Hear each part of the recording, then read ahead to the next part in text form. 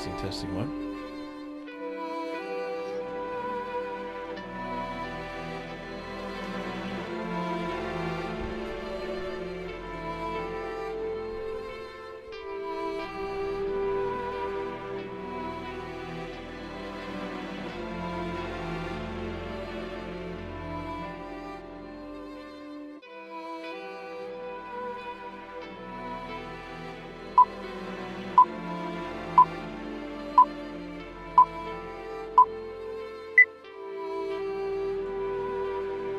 Welcome everyone to our live stream here at Ravenfist Studios.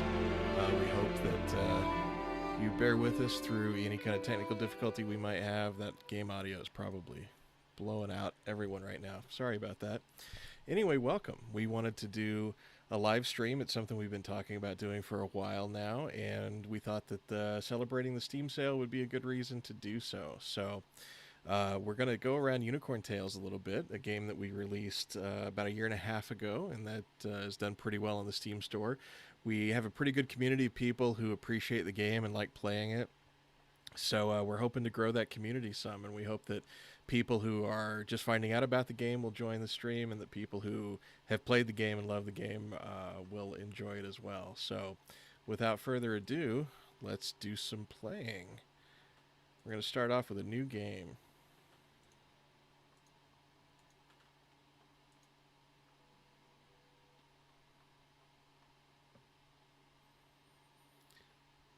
Let's see, what's a good color? Let's make a brown horse with some bright purple hair and a red horn. All right.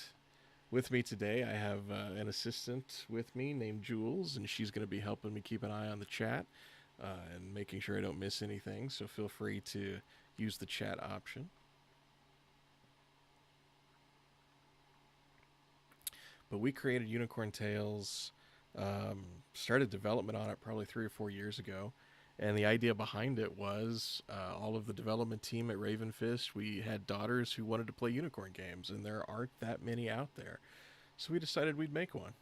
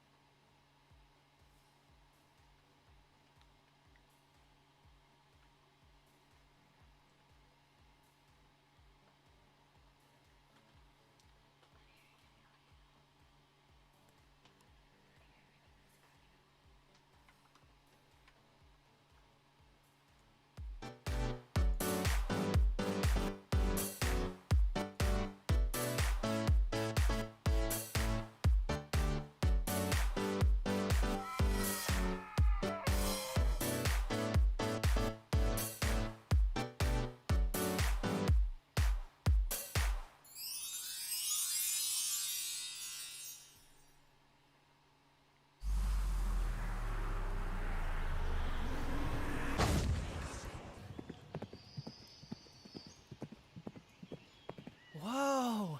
Did you just pop out of a void bubble? A void Do you bubble. have magic powers? We're going to skip The most of this because I don't want to give away any of the story.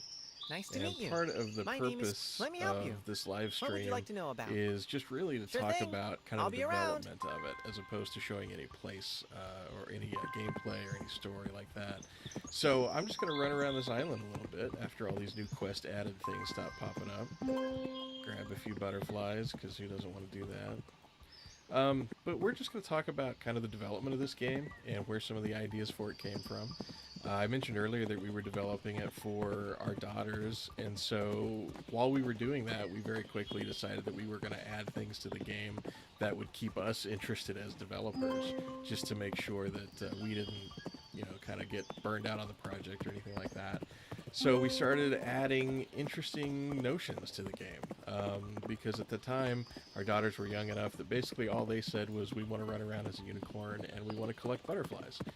So we created this kind of economy of butterflies, which created some interesting discussion amongst the development because we were kind of waffling back and forth on whether a living thing like a butterfly should be used as currency.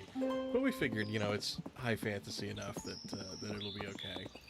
And then we started developing things that you could do. So this kind of jumping puzzle that I'm running towards right now is something that we put in pretty early in the game. We added the idea of swimming because it's an island, so, why wouldn't you? But as I get over here to the start of this jump puzzle, you'll start to see some of the fun things that we put into the game.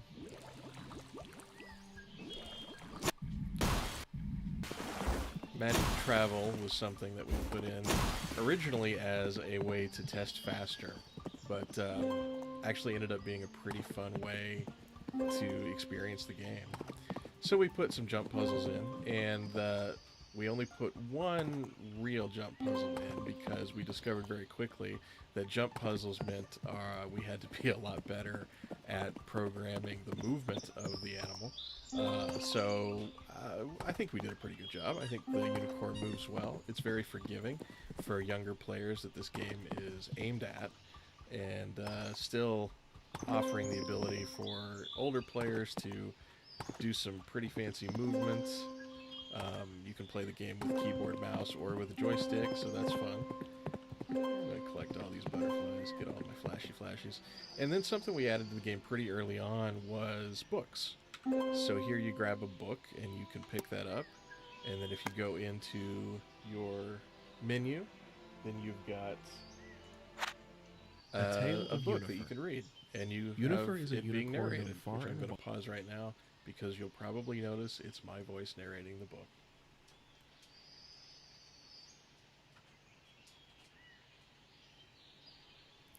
I see on the chat that the voice audio is only coming on the left side, so I apologize for that. Let me see if I can figure out what's going on the stream real quick.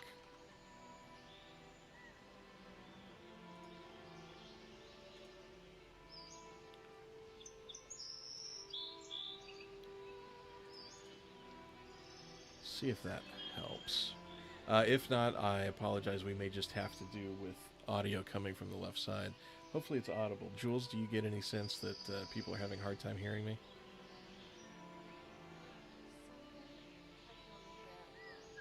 Okay. Let me boost vocal audio a little bit. Turn down game audio some.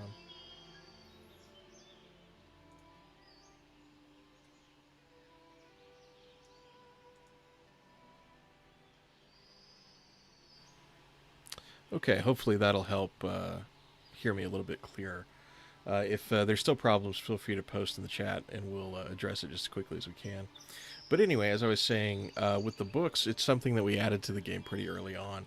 And part of that was, as a game targeted towards a younger audience, we thought that this would be a good way to encourage gameplay and to encourage something educational. I mean, we weren't interested in developing educational software, but the idea that a video game would encourage somebody to read was appealing to us, and we added their narration for even younger kids who wouldn't be able to read or anything like that.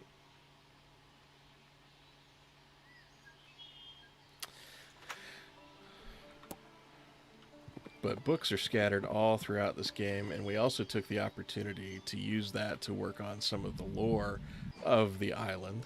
And lore was important to us because growing up as kids, I don't know, it didn't seem like media talked down to children the way that sometimes you see it happen nowadays.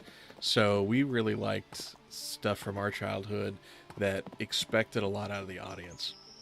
So that's kind of what we tried to build. We went for a real deep story, and if you just want to run around and collect butterflies, you're welcome to.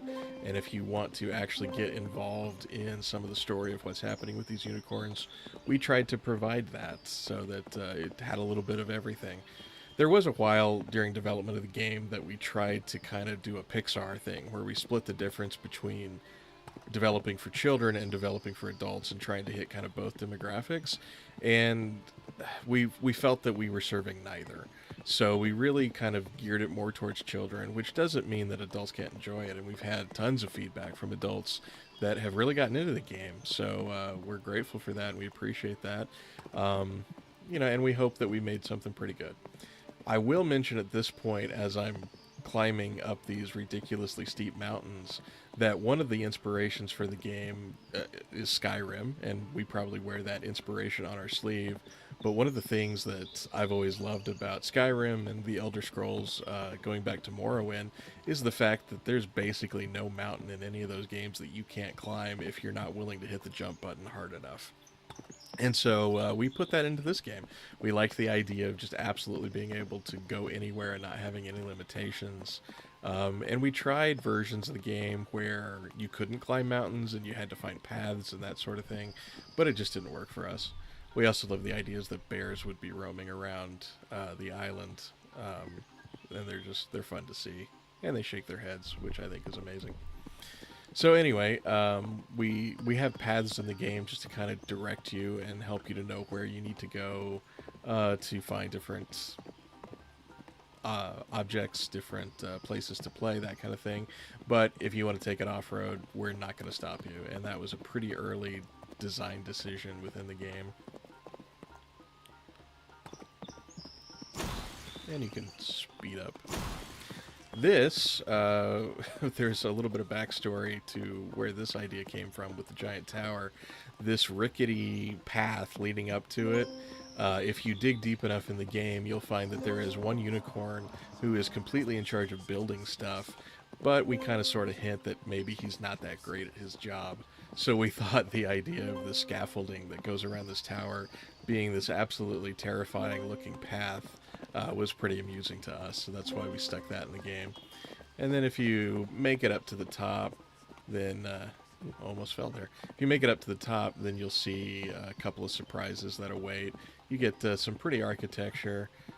You get to oh, spoiler, if you jump in the fire, you get firepower, so that's fun. And another book right there. Tuckus the Meek. That's a character you don't even meet in the game, but you get to get some of his backstory. And of course, the lack of falling damage in the game was something that we put in pretty early, because it's too much fun to jump off of really high paths and not have to worry about it, so you don't get hurt. These different runes and stuff around the island, as you play through, things do unlock, and so you will get different things that you can do with those. I'm not going to go into that for this stream. A day-night cycle was pretty important to us. That's something that we wanted to put into the game from the earliest design documents that we made. And it's just not a day-night cycle for show, but it also actually affects gameplay. There are some quests that can only be completed during the day or can only be completed at night. Here's that building unicorn that I referenced earlier. His name is Bullround. He tries, but he's just not very good at his job. We wanted to put a lot of collectibles in the game, so you can collect horseshoes. 1 of 30. You can tell I'm not very good at finding horseshoes. In fact, during playtesting, I think I'm the only developer who never found all 30 horseshoes. So I trusted the other people at Ravenfist to tell me that, yes, they were actually all in the game. Let's see what else we can find, what other kind of trouble we can get into. This is just a castle. It kind of sticks out in the game, honestly. I don't know why it's here. We put some stuff to collect there. I can't remember if we were going to do more story with that, but then opted not to. Yeah, it's just a weird little castle thing. Let's see what else we can find. The ocean that surrounds the island is fun. There's nothing in it, but it's fun to swim around. And actually, you can swim quite far away from the island if you want to spend 20 minutes of your time going out to the actual border of the map. I don't recommend that because there's nothing to see, but it is interesting.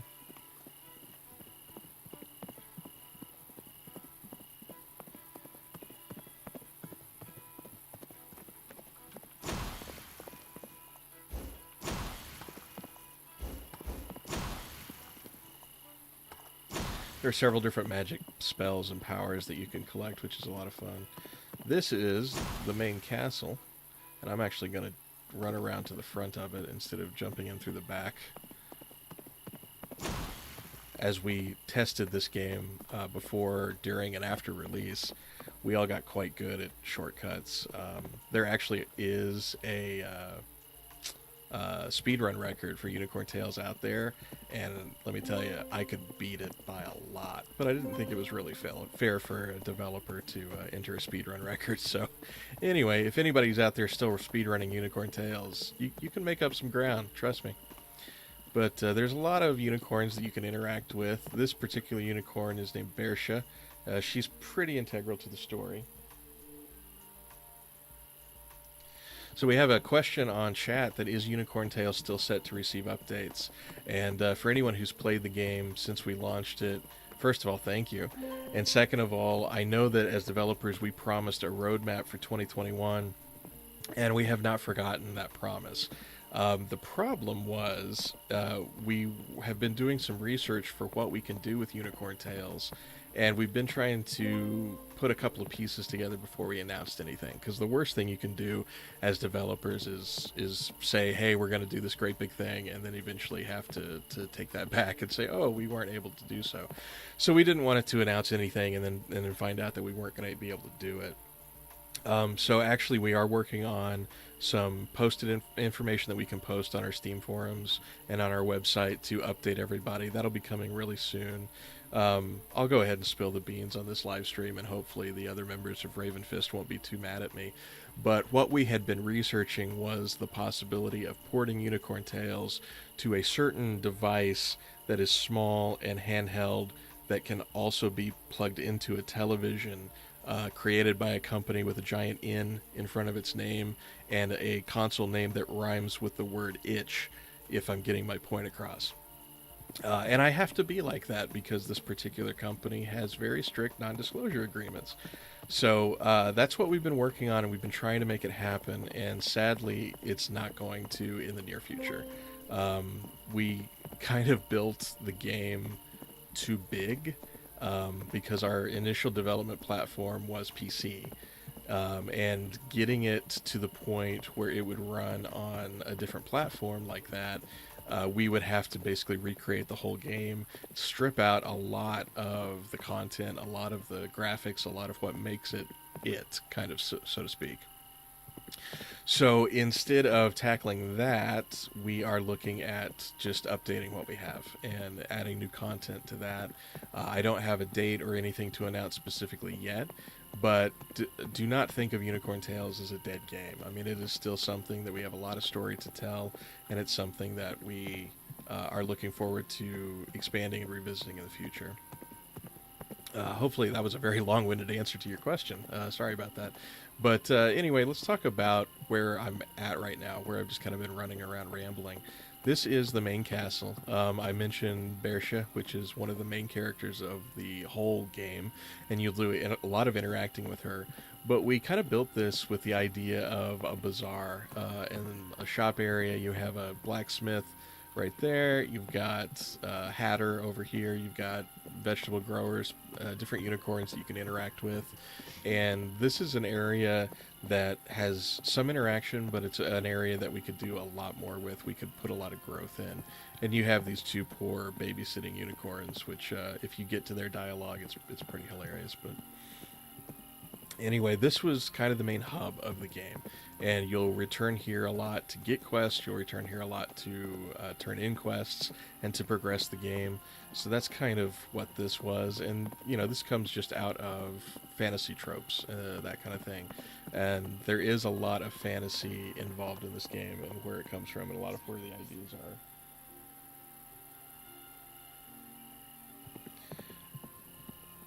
Saw a post that they had some problems with lagging in this game. Sorry about that. We do have support forums. You can reach out to us at ravenfist.com or through the Steam forums, and we are pretty prompt about responding to any kind of issues with the game. And it is a pretty light game as far as specs go. So if it was lagging, there may have been something going on that we could get a log file from you and take a look at. So sorry that you had a bad experience there, but we are willing to take a look at things and try to fix them. I want to talk about this bridge a little bit, because one, I think it's gorgeous. Just the size and scale of it in this game, I've always appreciated and enjoyed the design of it. But when I get to the end here, you'll notice that it's broken. And this is a crucial part of the story of Unicorn Tales. Trying to make this game and to get people interested in it, to engage players, we wanted to tell a pretty epic story. And so the idea is that Unicorn Island, which is where you play for the duration of Unicorn Tales, used to be part of a great unicorn kingdom. And that one day there was this cataclysmic event that not only severed this bridge, but also completely removed the island from the world, which is why it's just completely surrounded by water on all sides, and that there's just nothing out there. And kind of coming to terms with that is a lot of the arc of Unicorn Tales, and I think it's a pretty. I don't know if mature is the right word, but it's a story that I think can be appreciated on many levels. If you're a young player, then you'll appreciate just going through and enjoying Unicorn Tales. If you're an older player, more mature player, then hopefully there are some things that can be thought about and pondered over without taking away the innocent, childlike nature of the game. So that was kind of what we were going for there. We put in a lot of Easter eggs because as players, we love those sorts of things. I love playing a game and just happening upon a funny joke or something that I didn't expect. So there's some of that in here. There's a couple of Star Wars references. There's a couple of to go really deep, there's a pretty massive reference to a show called The Prisoner, which was a 1960s TV show that I personally am very obsessed with, and hopefully other people know what I'm talking about, so it's not just me. But there's some fun references to just various media throughout all of creation, really. Let's see what else I can find. Oh, I know where I can go and talk about.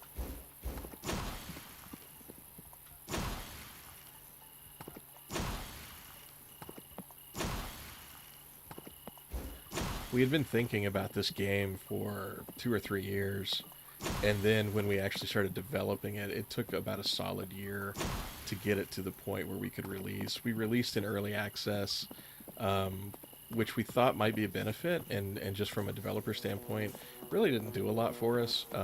The game didn't take off much until it was out of early access, which is fair. I mean, who wants to buy a buggy game? But after it came out of early access, we actually saw some pretty good reaction and sales for the game. From the chat, a question is Skyrim for 5-year-olds a good explanation or a good depiction of the game? Yeah, I think it is. It's got that fantasy, that high fantasy flavor that Skyrim has, while being completely friendly. I mean, this is not a game where you'll buy for a kid and then you'll get in and you'll find out that, oh, it's got all these hidden adult jokes and that kind of thing. That was not what we set out to design. We set out to design a game that a 5-year-old, 7-year-old, 12-year-old, any in that range could really enjoy. And so we're not trying to pull a fast one or do a bait and switch. It really is a kid's game. And as I've been talking about kind of the lore and the stories and that kind of stuff, if your child is the kind of player that enjoys that kind of thing, then there's plenty of that to be found in the game. And if your child is the player who just wants to run around and collect butterflies like I've been doing for the last 5 minutes, then that is certainly what the game can provide as well. You can eventually unlock different magic in the game. And I only mention that because that can get a lot of fun. You can make the unicorn twice as big. You can shrink the unicorn down to be very small. Eventually, you can fire bolts of magic from your horn to play some other games and that sort of thing. So there's a lot to do. And then we do have all of the different books for kids who skew a little bit older and are interested in that. We do have a quest tracking system. So if you wanted to do the Bearshee's job, then the map highlights with where the player needs to go. So we tried to make it as basic and easy as we could so that anybody could enjoy it. And then you start off with 3 or 4 quests to kind of help you get into the universe of Unicorn Tales and then expand on that. Fashion, eventually you can buy hats that you can mess with and add to the unicorn, which is a lot of fun. Magic abilities, this just describes how to use it. but then when you earn magic, you can select it. And I'm playing mouse and keyboard, so my magic keys are 1, 2, 3, and 4. So you can assign different magics to different buttons. And over and above everything else, we just wanted this game to be fun. I mentioned earlier that there aren't that many unicorn games out there for kids who like unicorns. And what I've discovered being a parent and talking with other parents, I think every kid goes through a unicorn phase. So we wanted to fill that gap a little bit. You can use beds to sleep, which advances time. And I'll tell a quick anecdote about that because we spent a tremendous amount of time in development figuring out how a unicorn would sleep, which sounds silly, but horses naturally sleep standing up. And so I was a big proponent. I was like, well, that's what nature says, so let's have unicorns sleep standing up. And it just did not translate. Like you put a horse to sleep and it just stands there and it looks like the game's just broken. So then we thought, well, okay, let's lay a horse down on its side to sleep. And so we tried that in an early build, and that just looked like the unicorn had passed away, unfortunately. So we were like, we couldn't do that. So instead, we settled for you have beds that you can sleep in, and that just advances time. So if you like to only play during the day, if you're scared of nighttime or anything like that, you can just sleep in a bed for 9 or 10 hours, and then suddenly it's daytime again. I'm trying to remember. Oh, there it is. Okay, we did have a key where the horse could just lay down and sleep anywhere. So our solution was to add the sleeping Z's in front of that. So that was our horse sleeping story from the development of Unicorn Tales. I came over here actually to talk about some story because here is one of the bigger quests in the game, and this unicorn's name is Sir Huntington Swivels, and he is just as pretentious as his name would imply, but he's the kind of the archaeologist of Unicorn Tales. And so this area down here that he's got roped off is his dig site. And since I've started a brand new game and have not completed any quests yet, it's just an empty field. But as you play throughout the game, he'll actually dig through here and unearth some archaeological treasures from Unicorn Island. So that's an interesting way to kind of advance the game. And I won't spoil what happens, but there's a pretty big plot device that happens in this area related to that dig to help advance the story. But, these ideas just came from what are fun things that kids might want to do while adventuring through Unicorn Tales. There are caves hidden here around that you can explore. There's a maze that you can go through. There's all kinds of horses to talk to. It is fully voiced. I'll speak about that for a little bit because when we originally designed the game, we did not plan on voicing it, but we had some wonderful people reach out to us and contact us who were just fans of the game and also happened to be professional voiceover talent who really helped us to add that component to the game. We, as developers, we hadn't had any experience with professional voice talent, and they really walked us through it. So shout out to them. Really appreciate their time and talents and effort.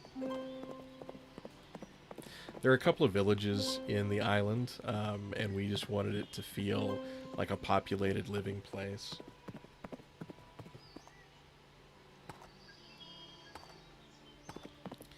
Those are some stories from the development of Unicorn Tales. Not really sure what else I can show or talk about without actually completing some quests and getting into that, but I want you guys to discover that for yourselves. We'll keep the stream going for a little bit. If anybody wants to jump in the chat with some more questions, I'd be happy to answer them. Okay, my assistant Jules wants me to talk about some of the bugs that we've experienced while developing. If you've been playing our game for any length of time, you've probably seen some bugs that you've encountered. And we've tried to squish those out, but we had a lot of problems with the quest system actually functioning. People would complete a quest, try to turn something in, and then that wouldn't work for them. So we tried to fix that, obviously. Some of the funny bugs that we've dealt with, We had a lot of clipping issues early on. The horse would randomly decide to fall on its face and just walk on its face, so that was fun. You had a big unicorn rear sticking up in the air as you traveled throughout the different paths. I'll tell you, one of our developers in particular's children really loved that bug, so we thought about turning it into a feature, but we decided for probably better taste not to do that.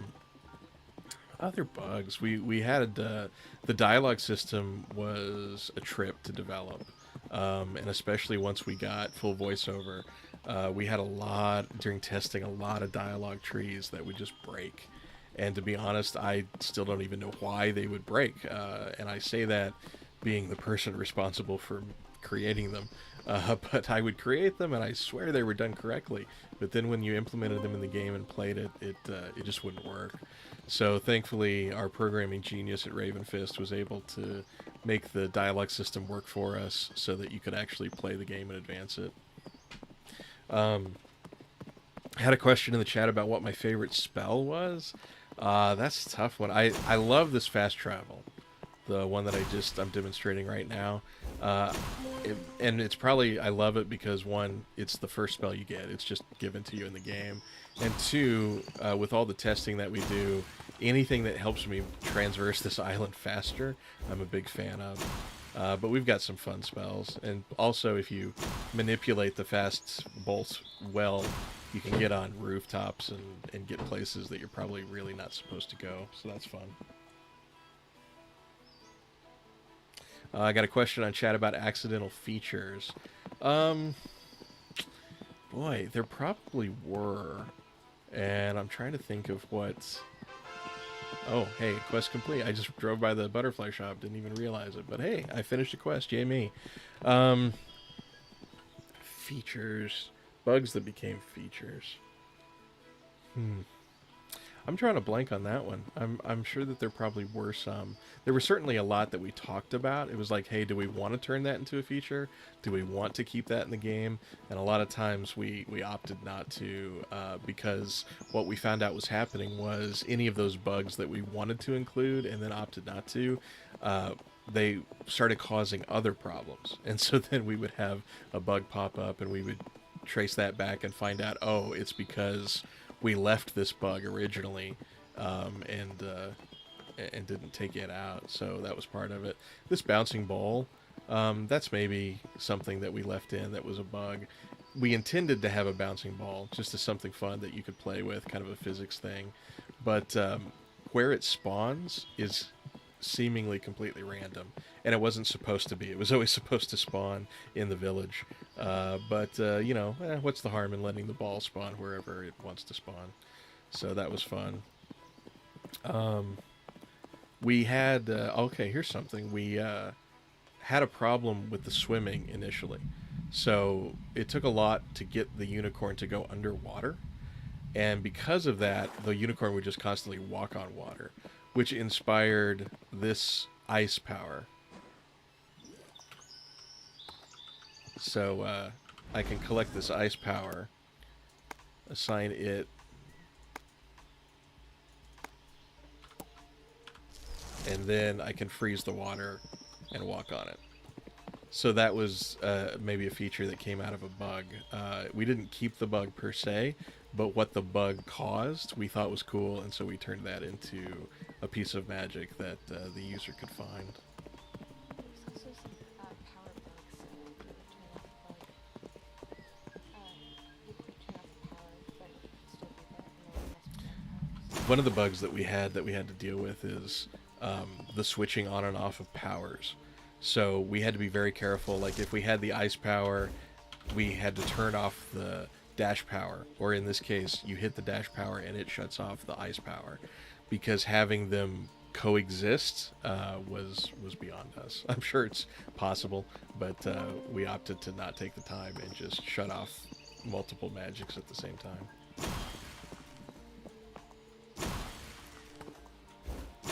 But it's a fun game. It's we're proud of it. You know, what we were able to accomplish with it from just some silly ideas at first is pretty remarkable. You know, it was the first game we developed as Ravenfist Studios, and to be quite honest, we never thought we would do 3D open world as our first game. But the idea just kind of presented itself, and we ran with it. We did try iterations of this game, not 3D open world. We tried 2D side-scrolling. We tried an iteration of Unicorn Tales where it was more of like a sticker collecting game. But none of those really felt appropriate. With some of the story ideas that we were creating, we really kept going back to this idea of Skyrim for 5-year-olds. So, okay, here is a cave with a particularly unfriendly unicorn named Formstall. But, you know, pretty well-hidden cave. Well-hidden enough that every time I had to test this cave, I would get frustrated because I could never remember where it was. Maybe I just have a bad memory for geography. Anything else on the chat, Jules?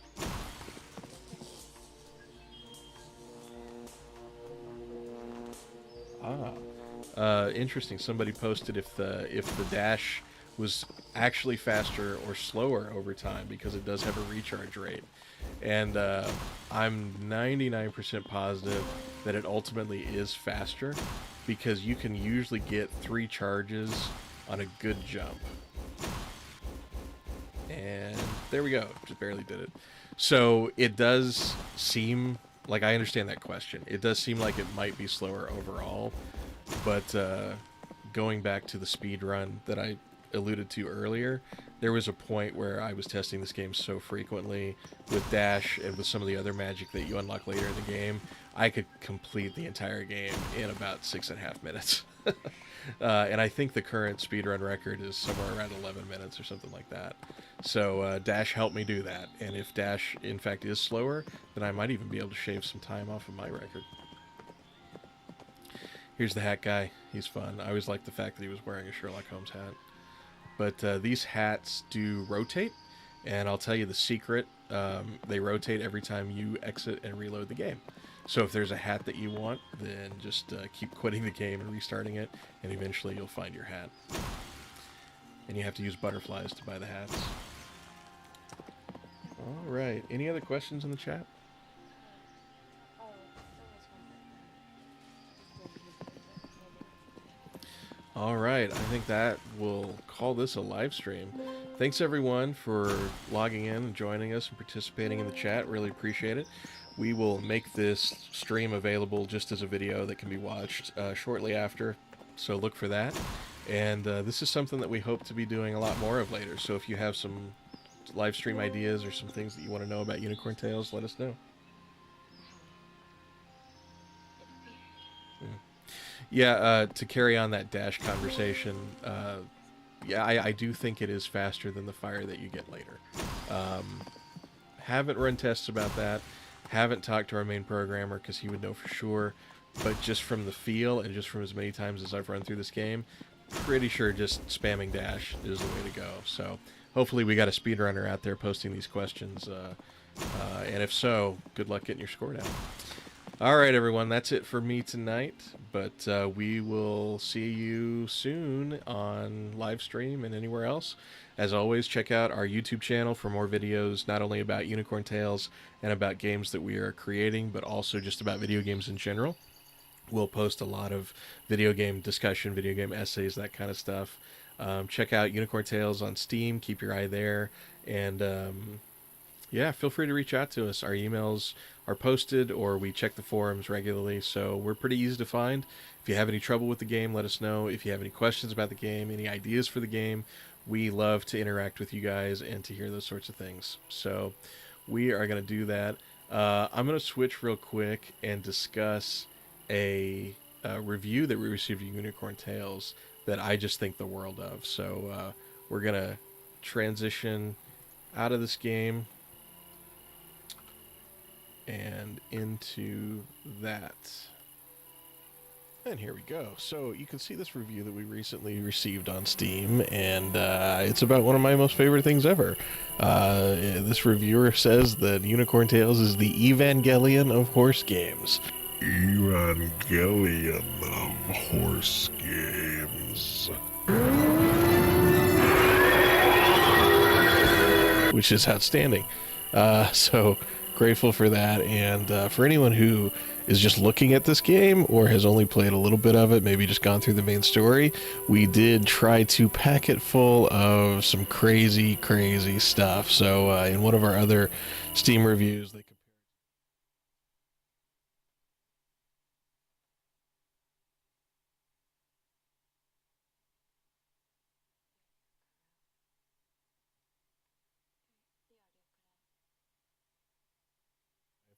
we are going to wrap up this stream and conclude this session.